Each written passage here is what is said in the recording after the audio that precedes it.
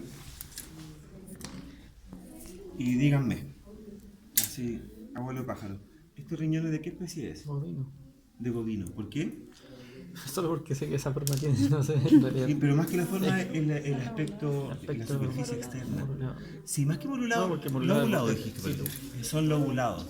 Todos los demás riñones de todas las especies son de liso. superficie lisa. El del cerdo igual es. Sí, sí, son como los del perro y los del cerdo, pero un poquito más Ah, alargados. Los del perro son un poquito más compactos. ¿Ya? Y viendo las diferencias, no están las muestras aquí, pero recordemos que el riñón derecho del equino tenía forma de corazón o triangular. Y el izquierdo ya seguía esta misma forma, pero de superficie lisa.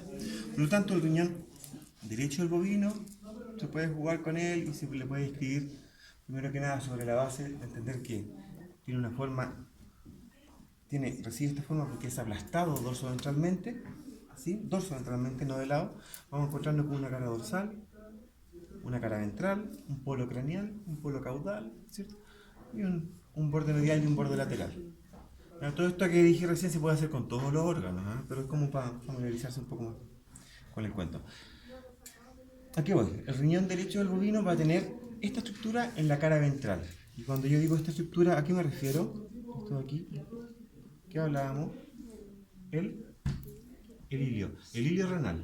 ¿Bien? Y había tres estructuras que estaban dentro del ilio renal. ¿Cuál era? Arteria, vena renal y lo que lo hace más particular, que se encuentra solamente aquí, el o los uréteres. Los uréteres. ¿Bien? Acá no se puede preguntar en esta muestra cuál es cuál. La gracia de cuando está un poquito más largo acá el hilio es que recuerden que el lumen del uréter es estrellado. Se ve que es como un asterisco, es estrellado. Y acá igual se puede identificar la vena renal porque es más grande que la arteria, de pared más delgada y flexuosa. Y el lumen se pierde, se colapsa. En cambio, la arteria renal es de pared más gruesa y se mantiene el lumen. ¿Se fijan? Eso. Esa es la arteria renal, pared más gruesa. Y esa es la vena renal, que es lo que se alcanza a ver en esta muestra. ¿Bien? Eso. Respecto al, a la conformación interna, en todos los riñones, la parte más expuesta, o sea, más externa de lo de adentro, es la corteza renal, ¿cierto?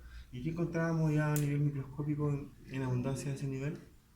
Está en el sistema glomerular, ¿cierto? El glomérulo renal, ¿ya? Que es parte del nefrón. En cambio, de ahí hacia adentro, en la médula, estaba el sistema tubular, ¿ya? Okay.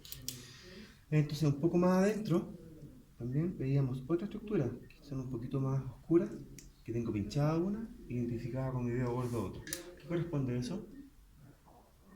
¿Qué se acuerda? En toda la especie está. Las o la pirámides. Las pirámides. Bien, sé que imaginarse para una manera más didáctica que las pirámides son como así, ¿cierto? Con una base y un vértice. El vértice o el apex tiene la papila renal, donde ahí va saliendo la orina ya para que sea expulsada. Efectivamente, si bien no está en geométrica la forma, la base de la pirámide está relacionada con la corteza y el vértice con la papila, digamos. Ahí está nuestra estructura. Voy a pinchar una aquí y voy a exponer otra acá. Eso que estaría recibiendo el ápex o el vértice de la pirámide corresponden en esta especie, igual que en el chancho, a los cálices menores. ¿Se acuerdan? Esos son los cálices menores. Yo los estoy abriendo y cerrando y pinchando el otro. ¿Bien? Cálices menores. Entonces, si yo pescara otros pinchos y pincho acá, acá, acá, el conjunto de cálices menores van a formar un cáliz mayor. Y entonces vamos a tener solamente dos, uno en un polo y otro en el otro polo. ¿Bien? Y hasta aquí nomás llegamos en la vaca porque la diferencia, aparte del aspecto externo del riñón, entre el chancho y la vaca, era que el chancho tenía la pelvis renal, pero el bovino no. ¿Y qué era la pelvis renal? Era el ensanchamiento que sufre el uréter antes de emerger del hilio. ¿No? Entonces cuando vean la imagen, cuando estudien, ahí se van a acordar al tiro y no creo que se les olvide. ¿Ya? Eso es el riñón. Pero la diferencia era esta, el riñón izquierdo del bovino. ¿Ya? Porque recuerden que todos los demás riñones eran retroperitoneales. ¿Ya? No estaban envueltos por peritoneo a diferencia de este. ¿Ya? Y este también tenía una particularidad porque le llamaban riñón flotante. Y eso respondía a que dependía del nivel del Yene, del rumen, en qué tan hacia la izquierda o relacionado con el plano medio iba a estar. ¿Bien? Eso. Pero este riñón tenía 3 caras. ¿Bien? Supongamos que mi mano es el rumen, entonces esa cara es la cara ruminal. Tiene otros nombres, pero es la más didáctica y la que tiene que aprenderse, cara ruminal. Otra cara súper identificable es donde estaba el ilio. ¿Ya? En el riñón izquierdo del bovino, el ilio estaba en la cara medial. Cara ruminal, cara medial, y por descarte esta última cara es la cara dorsal. ¿Bien? Y también había una sutileza de que el polo craneal del riñón izquierdo era un poquito más agudo que el polo caudal. ¿Ya? Eso. Así que sí, ya dejamos el renal a un lado. Ahora en el genital macho, me gusta hacer esta cuestión para que no se le olvide, porque verlo en la mesa no es lo mismo que mirar esto y ojalá que se acuerden. Esto va así, ¿ya? Esto de aquí es la vejiga urinaria. Si se fijan, cuando no está llena, reposa en parte sobre el pubis, ¿ya? Pero cuando está, si nos vamos al extremo, pletórica, muy llena, efectivamente ya va a estar reposando dentro de la cavidad abdominal. ¿Bien? ¿Y qué conducto nacía en la vejiga? ¿Cómo se llama el conducto que nace en la vejiga? ¿Uretra? ¿Uretra? La uretra. La uretra. Perfecto, la uretra. Sí. En toda esta extensión vamos a encontrar la uretra, ¿cierto? Pero, como hace un colega tuyo, acá hay un punto donde nace la uretra. ¿Cómo se llama? Un orificio. Uretral. ¿Lustrosa? ¿Se acuerdan? Orificio Uretral puede ser interno. interno, ¿ya? Orificio uretral interno. Justo aquí al nivel del cuello de la vejiga. Y en el otro extremo, entonces, ¿cómo se va a llamar el orificio que encontramos aquí en el cuello externo? Orificio uretral externo, ¿ya? Entonces, vamos a sacar la muestra de aquí. Esto va así, ¿cierto? Va así. Todo esto es uretra, pero hay que hacer una distinción, que lo que está acá le vamos a llamar uretra intrapelviana. ¿No? Si leen por ahí también es la uretra no peniana. Y de aquí para abajo va a ser la uretra extrapelviana o uretra peniana. ¿Ya? Sencillo, pero hay que tenerlo claro. Bien, por lo tanto, de aquí para acá va a ser pene. Esto no es pene. ¿Ya? Ok. Saco esto de aquí, para complementar el práctico. Lo que está rodeando la uretra intrapelviana es un tejido muscular. ¿Ya? ¿Y qué se llama? ¿Quién se acuerda? Importantísimo. Esto de aquí. Próstata. Es el músculo uretral. Todo esto es tejido muscular. ¿Ya? Que tiene que, porque si se fijan, vamos a describir las glándulas sexuales accesorias. Cuando vierten su secreción, el músculo uretral se contrae para que el eyaculado salga con impulso y velocidad lo más adelante posible en el momento de la monta. ¿Bien? Ok. Aquí estamos viendo la llegada de los conductos diferenciales. ¿Ya? Que al llegar a este punto sufren un ensanchamiento de sus paredes. ¿Ya? No así del lumen, son las paredes las que se engruesan. A este nivel, entonces, le vamos a llamar, ¿cómo se llama ahí? Ampollas diferenciales. ¿Ya? Pero si llegáramos a pinchar aquí, que es más delgado, son el conducto diferente. Vendría siendo lo mismo que cambia de nombre, ¿no? ¿Bien? Acompañando la llegada de estas ampollas diferenciales, a ambos lados, en el caso del bovino, encontramos estas otras glándulas sexuales accesorias, que corresponden a sí, vesículas seminales. ¿Ya? O si leen por ahí también, las glándulas vesiculares. El bovino tenía un aspecto racimoso o lobulado también. No son lisas, en otras palabras. ¿Se ve, cierto? Sí. Ok. Pero un poquito más adelante, siempre a nivel del músculo uretral, vamos a tener acá visiblemente el cuerpo de la próstata en el bovino. ¿Bien? Porque su porción diseminada se disemina, se entremezcla entre los músculos del músculo uretral. ¿Se entiende? Así de sencillo. Y la última, glándulas sexuales accesorias que nos quedan por ver, son estas de acá. Acá está trabajada la de un lado, pero son dos. Estas son las glándulas de Cooper, o las glándulas bulbouretrales. Ya tenemos muestra de marrano, pero si tuviéramos un chancho acá sería así cada una. ¿Ya? Eso responde al nivel de volumen que tiene el eyaculado vaginal. Súper. Si ya saben que estos están llegando acá al músculo uretral dorsalmente. Entonces, si yo hago una incisión aquí y veo el techo del músculo uretral por abajo, vamos a ver la estructura que se llama el colículo seminal. quizás ni se pregunte, pero es para que sepan. El colículo seminal es una estructura que hay que identificar porque alrededor de él llega el conducto eyaculador, que es donde está el conducto deferente, las vesículas seminales y los conductos de la próstata, ¿no? Entonces, esto está abierto, yo lo giro, entonces ahí estaríamos mirando el techo del músculo uretral, ¿se entiende, no? ¿Sí? Entonces, este es el colículo seminal, como que es un pliegue de la mucosa de la uretra de ese nivel, donde a ambos lados y por distintos hitos van a vertir su secreción las glándulas sexuales accesorias. ¿Bien? Así es. Lo que quizás hasta nunca más lo vayan a volver a ver en la carrera, así que se lo muestro para que le interese. Súper. Entonces habíamos dicho que de aquí para adelante ya estamos hablando del pene o de la verga, ¿no? Acá, a nivel de la raíz del pene, encontramos una gran masa muscular prominente que se llama músculo isquiocavernoso. Todo esto, acuérdense que está a nivel de la arcada isquiática. Y un poquito más acá, abajo, hay un músculo que se llama el bulbo esponjoso. Isquiocavernoso, bulbo esponjoso. Lo más importante que eso es saber que ya la verga, el pene cuando nace aquí tiene que estar suspendido, ya está colgando pero firmado. Y para eso necesita un tejido que cambia de aspecto, que es más blanquecino, de hecho es más tendinoso, y esos son los pilares del pene. Ya ahí se insertan unos ligamentos y unos tendones para que se mantengan en su lugar. Y hay uno a cada lado, pero acá en la muestra del potro se ve muchísimo más circunscrito e identificable. ¿Se fijan? Esos son los pilares del pene. Súper. Después, si seguimos acá, ya vamos a tener aquí adentro la uretra peniana, ¿cierto?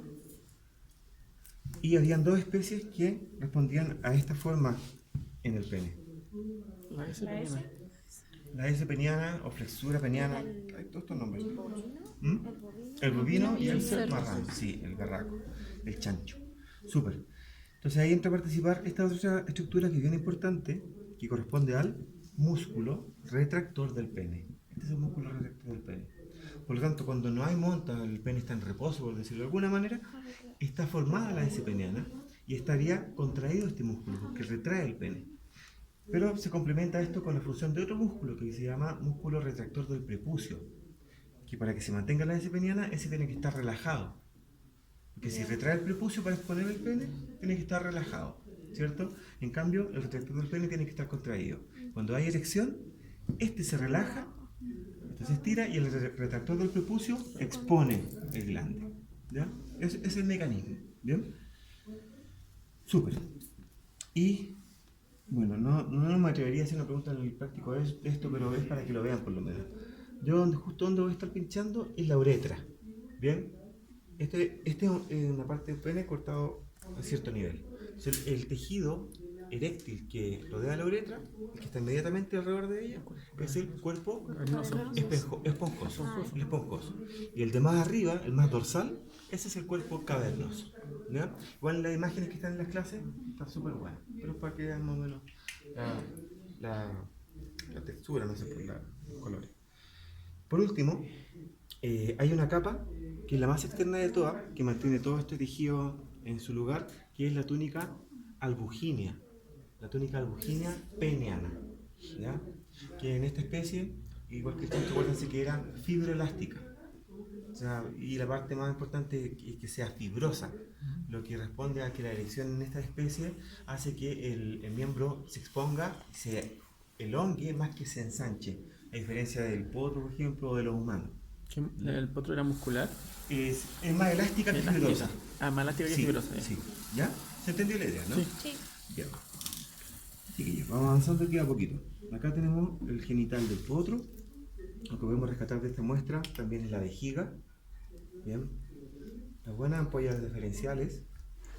Y acá voy a tomar unos segundos para marcar la diferencia con la vaca. ¿Recuerdan las vesículas seminales y glándulas vesiculares de la vaca? Lobuladas, ¿cierto?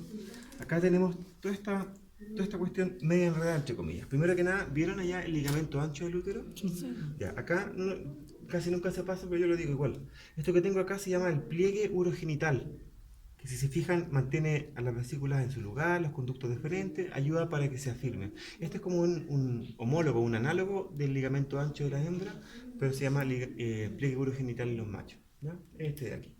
En fin, esto que tengo en los dedos, no esto, corresponden a las vesículas seminales o glándulas vesiculares del potro. Si se fijan, son lisas. ¿Se ven bien, no? ¿Tenía porción diseminada la próstata del equino? No, no rotundo. El único que no tiene porción diseminada en la próstata es el equino. ¿Bien? Por lo tanto, lo que yo tengo pinchado aquí es el cuerpo de la próstata del potro, ya que se dice que tiene una especie de forma de mariposa. O sea, tiene como un lóbulo grande acá, un lóbulo grande acá, que confluye acá en medio.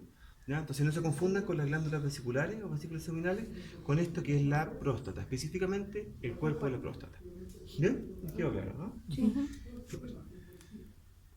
Avanzando ya, vimos los pilares del pene, el cuerpo del pene y llegamos al glande. El glande, en esta especie, tenía un contorno un poquito más expuesto que corresponde al nombre de la corona. Esta es la corona del glande.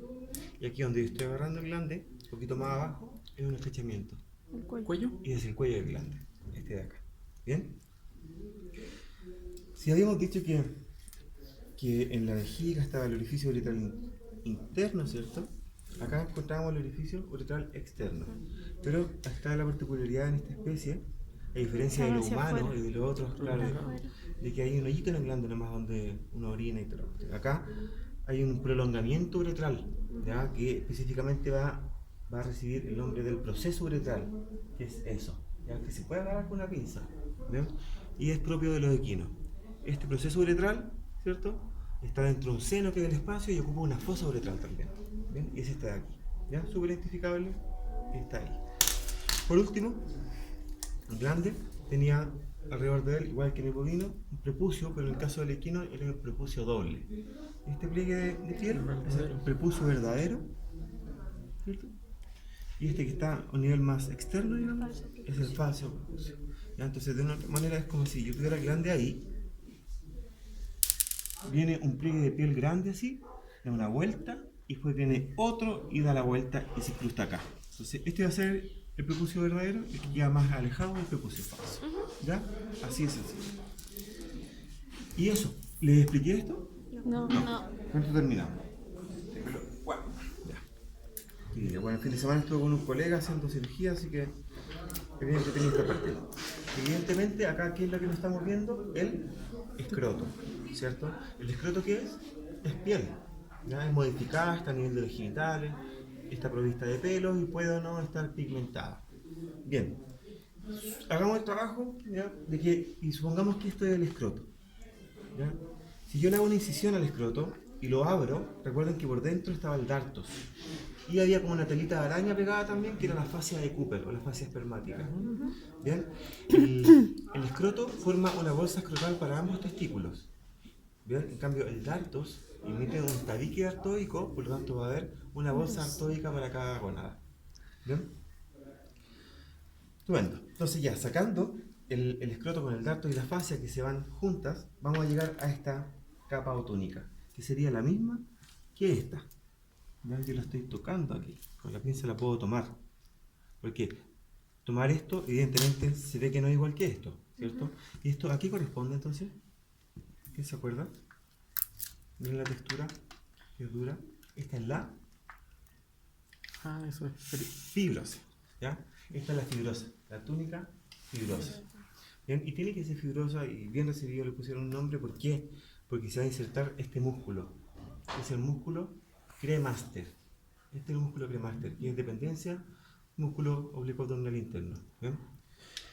Entonces, identificando la fibrosa y el músculo cremaster es considerado como una envoltura o una cubierta termorreguladora. Sí. Al igual que el dartos. ¿Bien? Ya. Hago una incisión entonces ahora, porque realmente cuando uno va a castrar, corta el escroto y te encontrás con esto, y si no estáis claro con la anatomía, no sabéis bien qué hacer o puedes tender a ligar, y no, pues te falta desvestir más todavía el testículo. Le hacen una incisión acá y vamos a ver esto. Entonces la fibrosa por dentro ya sería la vaginal parietal, y esta es la vaginal visceral. ¿Verdad? Entonces aquí adentro hay una cavidad vaginal con un poquito de líquido vaginal que actúa como lubricante, ¿cierto? Eso. Entonces, también en la práctica, quizás ni se pregunte, ni en todos los cursos se diga, pero el punto de inflexión donde la vaginal visceral pasa a ser vaginal parietal responde a este nombre, que es un ligamento que se llama el mesorquio. El mesorquio.